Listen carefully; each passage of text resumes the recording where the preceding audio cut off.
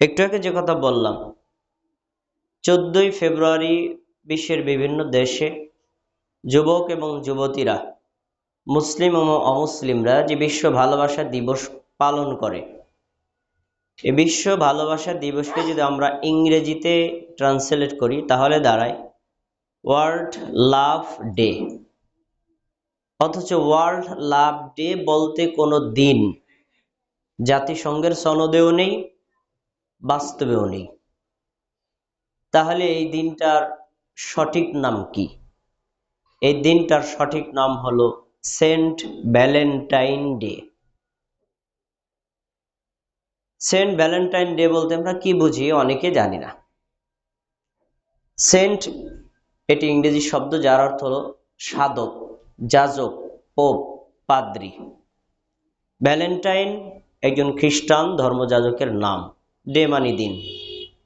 আমরা তিনটে শব্দকে একত্র করলে অর্থ দাঁড়ায় ভ্যালেন্টাইন পাদ্রীর দিন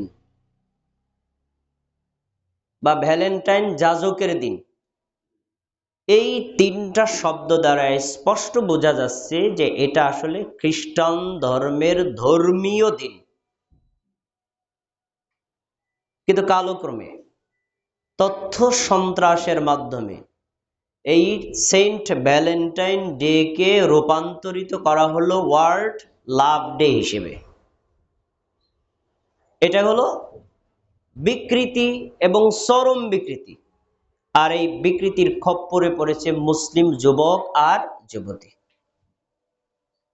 আসলে সেন্ট ভ্যালেন্টাইন দেশ, এটা যদি আমরা একদম সোজা বাংলা করি না, পীর সাহেব মরলে যেমন ওরসের দিন পালন হয় না, এই দিন এখন সোজা বাংলায় বুঝলাম। আপনার এক পীর মরলে তার ওরসের দিন পালন করা যেভাবে হারাম হয়, একজন খ্রিস্টান মরলে ওই দিনটা উদযাপন করার হুকুমটাও একই হবে। গুগলে সার্চ করে দেখতে পারবেন সেন্ট ভ্যালেন্টাইন তৎকালীন রোমান সাম্রাজ্যের একজন পোপ ছিলেন। রোমান সাম্রাজ্য কর্তৃক সাধারণ খ্রিস্টানদের উপর যে জুলুম করা হয়েছিল তিনি তার প্রতিবাদ করতেন এবং এই মাজলুম জনগণকে সাহায্য করতেন। এই কর্মের কারণে তাকে হত্যা করা হয়। অতঃপর তিনি নিহত হওয়ার পরে তারই এক ভক্ত, নারী ভক্ত, তার শোকে তার উদ্দেশ্য করে একটা চিঠি লিখেছিলেন। এই যে শোক বার্তা লিখেছিলেন, এই দিনটাকে উদযাপন করে তৎকালীন খ্রিস্টানরা। তাহলে বোঝা যাচ্ছে যে এটা তাদের খ্রিস্টানদের একটা ধর্মীয় দিন। 1700 শতকে এটা শুরু হয়েছে, ধারাবাহিক ক্রমে পর্যালোচনা এটা পরিবর্তন হতে হতে বর্তমানে এটাকে একটা বিশ্ব বেহায়া দিবসে রূপান্তরিত করা হয়েছে।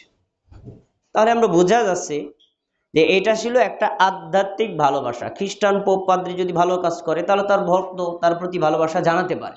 এটা ছিল আধ্যাত্মিক ভালোবাসা।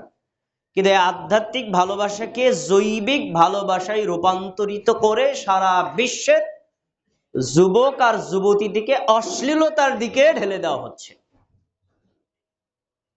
ভাইয়েরা আমার, একদম অতি সংক্ষেপে এই দিবসের সূচনার কথা আপনাদেরকে বললাম। এখান থেকে আমরা যে শিক্ষাটা পেলাম, যেটা আসলে মুসলিমদের কোনো দিন না, খ্রিস্টানদের দিন। দ্বিতীয়, এটা কোনো মুসলিমদের ধর্মীয় দিন না, খ্রিস্টানদের ধর্মীয় দিন। তৃতীয়, এটা ছিল একটা আধ্যাত্মিক ভালোবাসার দিন, কিন্তু রূপান্তরিত করা হয়েছে জৈবিক ভালোবাসায়। তৃতীয় হলো, এই দিবস উপলক্ষে সারা পৃথিবীর যুবক যুবতীরা যে অশ্লীলতা জড়িয়ে পড়ে, এই সম্পর্কে ইসলামিক দৃষ্টিভঙ্গিটা কি আমরা অতি সংক্ষেপে কোরআন হাদিসের আলোকে একটু জানার চেষ্টা করি। প্রথমে, অমুসলিমদের ধর্মীয় দিনগুলো অনুসরণ করতে পারবে কি মুসলিম? উত্তর না। রাসূলুল্লাহ সাল্লাল্লাহু আলাইহি ওয়াসাল্লাম বলেছেন, লা তাত্তাবিউন্না মান সানানা ক্বাবলাকুম, অচিরেই তোমরা তোমাদের পূর্ববর্তী জাতিদের অনুসরণ করবে। তারা যদি এক বিগত করে তোমরা এক বিগত করবা, তারা যদি এক হাত করে তাহলে তোমরা এক হাত করবা। এমনকি তারা যদি সান্ডার গর্তের মধ্যে, গুইসাপের গর্তের মধ্যে ঢোকে তারপরেও তোমরা ঢুকবা। এই ঢুকবা মানে তিনি ঢুকতে আদেশ করেন নাই। ভবিষ্যতে মুসলিম জাতি তার নিজস্ব জাতিসত্তা হারিয়ে অমুসলিমদের কিভাবে অনুকরণ করবে তার একটা দৃষ্টান্ত দিয়েছেন। তখনই সাহাবীগণ প্রশ্ন করলেন, ফামান ইয়া রাসূলুল্লাহ, কাদের কথা বলছেন আল্লাহ রাসূল? ইহুদ ওয়ান নাসারা, ইহুদি খ্রিস্টানদের কথা। তিনি বলছেন, ফামান তারা সারা, আবার করা, তোমরা ইহুদি এবং খ্রিস্টান জাতির এমন ভাবে অনুসরণ করবা নিজস্ব জাতিসত্তা হারিয়ে ফেলবা। তার বাস্তব দিন গেছে গতকালের দিন। গণতন্ত্রের মধ্যে জনগণ এমন ডুব দিছে, মুসলিম এখন প্রশ্ন করা হারিয়ে গেছে গণতন্ত্র হারাম না হালাল, প্রশ্ন করা হারিয়ে গেছে।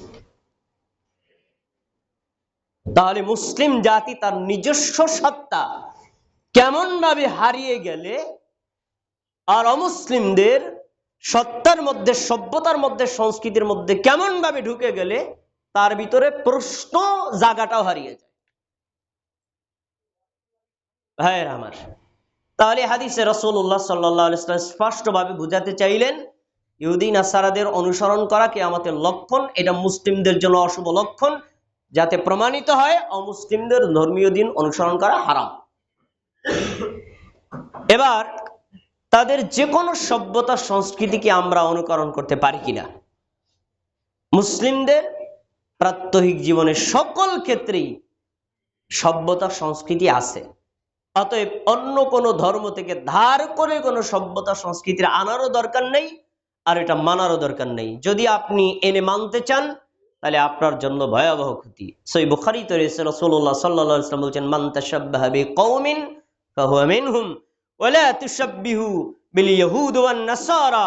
শোনো, যেই জাতির অনুসরণ করবে, সাদৃশ্যতা অবলম্বন করবে, সেই জাতিরই অন্তর্ভুক্ত হবে। সুতরাং সাবধান, তোমরা ইহুদি জাতির অনুসরণ করবা না, খ্রিস্টান জাতির অনুসরণ করবা না, তাদের পদাঙ্ক মেনে চলবা না।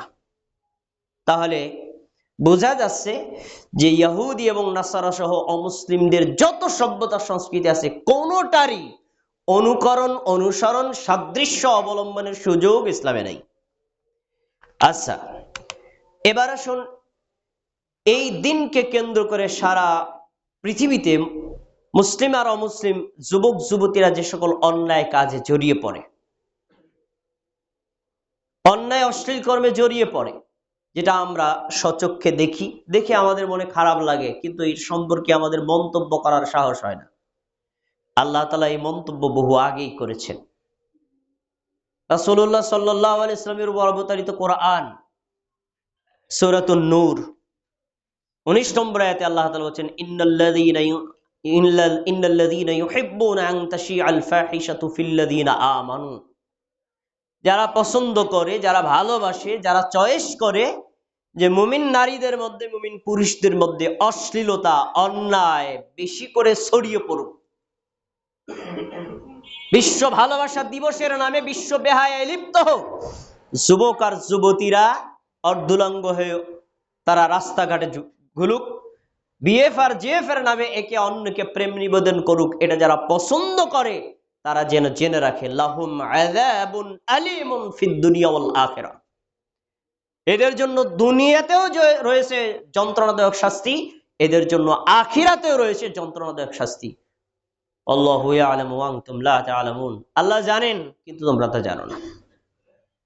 তাহলে বোঝা যাচ্ছে এই দিনকে কেন্দ্র করে যে সকল কার্যক্রম হয়, এই কার্যক্রম যারা পছন্দ করে, সমর্থন করে, সহযোগিতা করে, ব্যক্তিগতভাবে, পারিবারিকভাবে, রাষ্ট্রীয়ভাবে, সামাজিকভাবে, এদের জন্য দুনিয়াতেও শাস্তি আর আখিরাতের শাস্তি তো জমাই আছে। এই দিনকে কেন্দ্র করে যারা এই অশ্লীলতায় লিপ্ত হয় তাদের জেনে রাখা উচিত এটা আসলে শয়তানের এক কর্মসূচি। আল্লাহ রাব্বুল আলামিন সূরাতুন নূরের 21 নম্বর আয়াতে বলেছেন, ইয়া আইয়ুহাল্লাযীনা আমানু, হে মুমিনগণ, লা তাত্তাবিউশ শাইতান, তোমরা শয়তানের পদাঙ্ক অনুসরণ করো না, শয়তানের কথা মেনে চলো না, শয়তান যা নির্দেশ করে তা মানবা না। তারপরে তিনি বলেছেন, ওয়ামান ইয়াত্তাবি খুতুওয়াতিশ শাইতান, যে ব্যক্তি শয়তানের পদাঙ্ক অনুসরণ করে সে যেন জেনে রাখে যে ফাইন্নামা ইয়া'মুরু বিল ফাহশাই ওয়াল মুনকার, শয়তান কখনো ভালো কাজ করতে বলে না, শয়তান মানুষকে অশ্লীলতার আদেশ করে আর অন্যায় কাজ করতে বলে। তাহলে আগত এই দিনে এবং রাতে যে সকল অশ্লীল কর্ম আমাদের সমাজে যুবক আর যুবতীরা করে, এটা আসলে শয়তানের এক কর্মসূচি। আর শয়তান এর মাধ্যমে যুবক এবং যুবতীদেরকে বিভ্রান্ত করছে, গোমরা করছে আর গুনাহের কাজে লিপ্ত করছে। এই আয়াতে স্পষ্ট হলো যে আগত দিন সম্পর্কে যে সকল কার্যক্রম আমরা করি এগুলো ইসলামী শরীয়তে কঠোরভাবে হারাম, যা দুনিয়াতেও শাস্তি হবে, আখিরাতেও শাস্তি হবে। ভাইয়েরা আমার, প্রশ্ন থাকতে পারে আমরা এখানে যে কজন লোক আছে আমরা ধার্মিক, 5 ওয়াক্ত সালাত আদায় করি, মাথায় টুপি থাকে, জুব্বা একদম টাকনু পর্যন্ত পরি, হাতে তসবিহ নিয়ে রাস্তায় ঘুরি, আমাদের কোনো সমস্যা নাই, আমরা তো করি না। আপনি করেন না, আপনার মেয়ে করে। আপনি করেন না, আপনার ছেলে করে। আপনি করেন না, আপনার অধীনস্থ লোক করে। আপনি দেখেও না দেখার ভান করেন, আপনি জেনেও না জানার ভান করেন, আপনি বুঝেও না বুঝার ভান করেন। এই টাইপের লোক যারা, তারা এই পাপ থেকে কোনোভাবেই এড়িয়ে যেতে পারবেন না। রাসূলুল্লাহ সাল্লাল্লাহু আলাইহি ওয়াসাল্লাম বলেছেন, সালাসাতুল্লাহ ইয়ানজুরুল্লাহ আযজা ওয়া জাল্লা ইলাইহিম ওয়া লা ইউযাক্কিহিম ওয়া লাহুম আযাবুন আলীমুন। 3 শ্রেণীর লোক আছে যাদের দিকে কিয়ামতের দিন আল্লাহ তাআলা ফিরে তাকাবে না, তাদেরকে পরিশুদ্ধ করবেন না, তাদের জন্য কঠিন শাস্তি। আরেকটি হাদিসের অংশ রয়েছে, কদ হারামাল্লাহু আলাইহিমুল জান্নাহ, আল্লাহ এদের জন্য জান্নাত অলরেডি হারাম করে দিয়েছেন। 3টা পয়েন্ট খুবই গুরুত্বপূর্ণ। কিয়ামতের দিন আল্লাহ ওই বান্দার দিকে তাকাবে না কেন? এত গোসা, ওর দিকে দৃষ্টি দিতেই আল্লাহ কষ্টবোধ করে না, তোর দিক তাকানোই দরকার নেই। ওয়ালা ইউযাক্কিহিম, তাকে পরিশুদ্ধ করবেন না মানে এই লোকটার পাপ ক্ষমা করবেন না, তাদের জন্য যন্ত্রণাদায়ক শাস্তি মানে এই জন্য জাহান্নাম, আর তার জন্য জান্নাত হারাম। এই 4টি ভয়ঙ্কর শাস্তি 3 শ্রেণীর মানুষের জন্য। এক, মুদমিনুল খবর, যারা নিয়মিত নেশাদার দ্রব্য পান করে, মদ, ইয়াবা, ফেন্সিডিল, কোকেন, বিড়ি, সিগারেট, গুল, জর্দা, সাদা পাতা, এইগুলো যারা নিয়মিত খায় এদেরকে আল্লাহ তাআলা ক্ষমাও করবেন না, এদের জন্য আল্লাহ দৃষ্টিও দিবেন না, এদের জন্য কঠিন শাস্তি। 2 নম্বর, ওয়াল আকুলি ওয়ালিদাইহি, যেই ব্যক্তি তার পিতা এবং মাতার অবাধ্য। শরীয়ত নিষিদ্ধ নয় এমন কোন কর্ম যদি বাবা আদেশ করে, শরীয়ত নিষিদ্ধ নয় এমন কোন কর্ম যদি মা আদেশ করে, সন্তান যদি সেটাকে ডিনাই করে, অবজ্ঞা করে, অবহেলা করে, অমান্য করে, এ লোকটা হলো অবাধ্য সন্তান। অবাধ্য সন্তানের জন্য আল্লাহ 4 শ্রেণীর শাস্তি রেখেছে। এটার ভিতরে একটা হলো আল্লাহ তার দিকে ফিরেই তাকাবে না, তোকে আমি চিনি না। কত বড় কঠিন কথা। আর 3য় নম্বর ব্যক্তি হচ্ছে দাইয়ুস। যে দাইয়ুস, আল্লাহ তাআলা তার দিকে ফিরে তাকাবে না, তার পাপ ক্ষমা করবেন না, তাকে তার জন্য কঠিন শাস্তি, তার জন্য জান্নাত হারাম করেছেন। এখন প্রশ্ন হলো, মান হুয়া দাইয়ুস? দাইয়ুসকে